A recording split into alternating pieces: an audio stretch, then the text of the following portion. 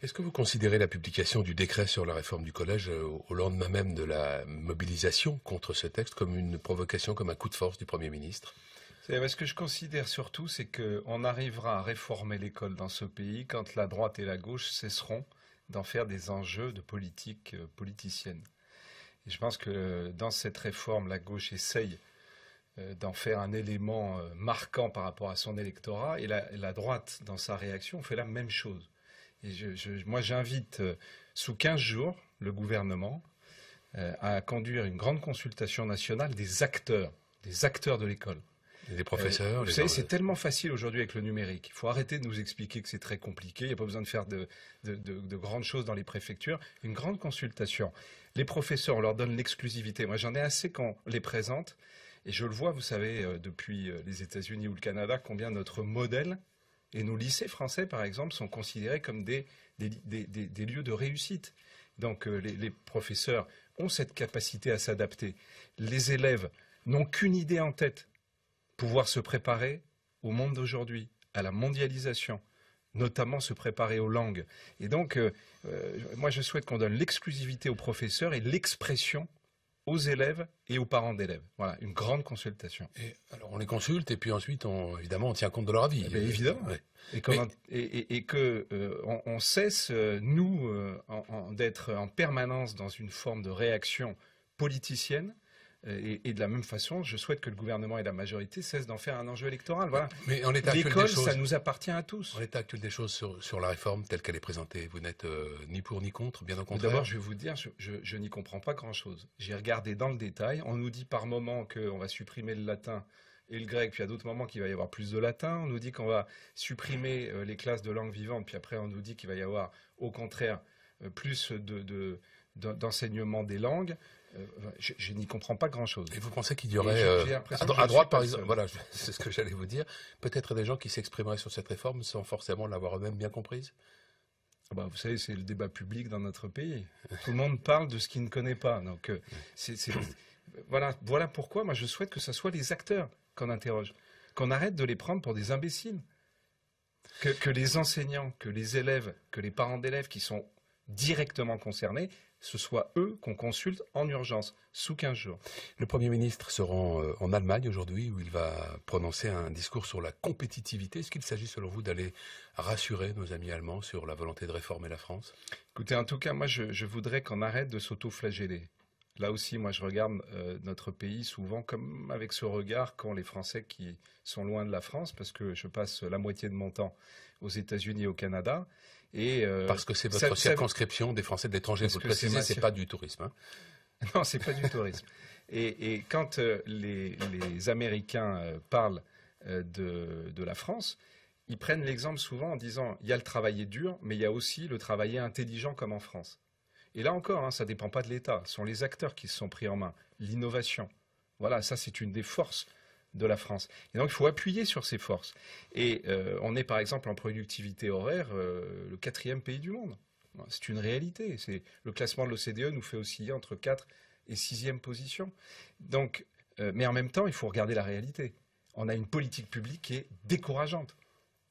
On a 45% de prélèvements obligatoires en France. La moyenne des pays de l'OCDE, c'est, si je ne veux pas dire de bêtises, mais ça doit être 34%.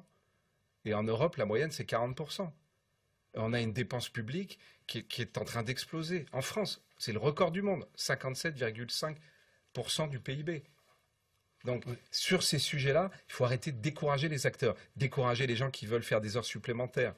On a supprimé leur défiscalisation, décourager... le CICE, tout de même, qui a été mis en place. Vous savez que les petits patrons, aujourd'hui, moi j'ai été leur ministre, le 20 du mois, ils ne savent pas s'ils vont pouvoir payer les salaires dans l'entreprise. Et après, on leur demande d'investir. Aujourd'hui, on a une bureaucratie étouffante. Voilà. C'est ça les enjeux. C'est là-dessus qu'on doit travailler.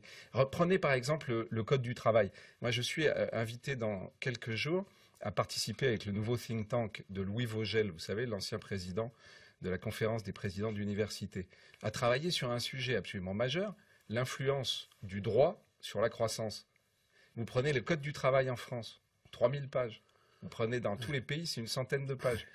Et tout le monde va vous expliquer, les politiques vont vous expliquer qu'ils veulent le réduire. Sauf que la réalité, c'est qu'avec la hiérarchie des normes en France, avec la Constitution, avec la jurisprudence du Conseil constitutionnel, avec l'article 34, et on est dans une situation où c'est la loi qui doit aller dans le détail définir ce que devraient normalement définir les acteurs eux-mêmes dans l'entreprise. Alors justement, à propos de droit du travail, le ministre de l'économie veut s'attaquer à un point dur, qui sont les tribunaux de prud'homme, la justice des prud'hommes. Il s'agirait de plafonner les indemnités des personnes en procédure de licenciement afin de rassurer les chefs d'entreprise sur ce qu'ils auraient à payer dans ce type de situation. C'est une mesure qui pourrait être incluse dans la loi Macron. Est-ce que ça va dans le bon sens? Est-ce que ça, vous le soutiendriez, comme vous avez d'ailleurs soutenu la loi Macron? Bien sûr, tout ce qui donne de la visibilité aux entrepreneurs. Une des raisons pour lesquelles, alors que notre pays pourrait être un des plus attractifs, je l'ai dit tout à l'heure, je vois les investisseurs, notamment à l'étranger, qui regardent la France. Une des raisons pour lesquelles ils n'investissent pas en France, c'est justement cette absence de visibilité, ce droit du travail d'une complexité inouïe. Donc quand le ministre Macron veut prendre des initiatives de ce type, de la même façon que la loi Macron, j'avais appelé à ce que ma famille politique, l'opposition, vote ce texte. Nous étions 12 à être prêts à le faire, parce que je crois qu'on doit sortir de l'opposition systématique, l'opposition cynique. Moi, vous savez, je pense qu'on n'est pas là pour faire perdre le gouvernement. On est là pour faire gagner la France. Oui, mais une opposition, traditionnellement, elle s'oppose en France, c'est comme ça. Moi, je préférerais qu'on parle de force d'alternance, que l'obligation, le devoir que nous nous fixions, c'est celui de créer un nouvel espoir. Moi, je pense qu'aujourd'hui, ma famille politique, elle est plus dans le réactif et négatif, alors qu'elle devrait être dans l'initiative et le positif. Y compris, c'est-à-dire, j'allais vous demander quel regard vous portez sur la nouvelle UMP, qui s'appellera sans doute les Républicains, que Nicolas Sarkozy est en train de fabriquer. Vous savez, ça fait 6 mois, on parle des primaires, de notre nom, de nos statuts, de la répartition des postes. On a un congrès où on va à nouveau évoquer ces questions, et les Français, et le projet pour la France. C'est ça qui m'intéresse, moi. Et je pense aujourd'hui qu'on ne pense qu'à nous-mêmes au lieu de penser aux autres, au lieu de penser aux Français. Ma famille politique passe pas à la seule, hein. Vous savez, c'est la même chose au Parti socialiste. Et dans l'opposition, malheureusement, tout ça est très partagé. Je pense qu'il faut cesser de tourner. On est dans un bocal. Il faut qu'on s'occupe de la France et des Français. Et ça doit être la priorité.